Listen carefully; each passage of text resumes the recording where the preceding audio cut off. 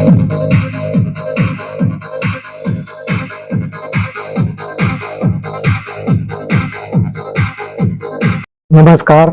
जी TV news मराठीमध्ये आपलं स्वागत.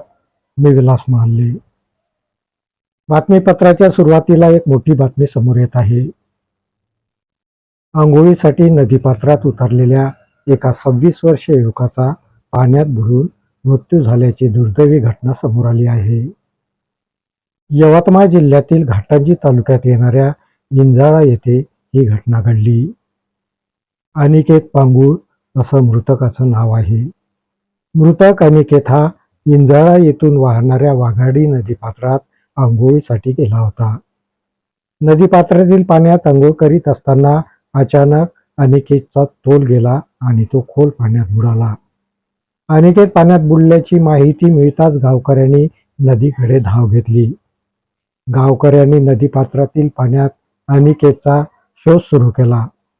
काही वेळानंतर गावकऱ्यांच्या शोध मोहिमेला यश आलं आणि अनिकेतला पाण्याबाहेर काढण्यात आलं.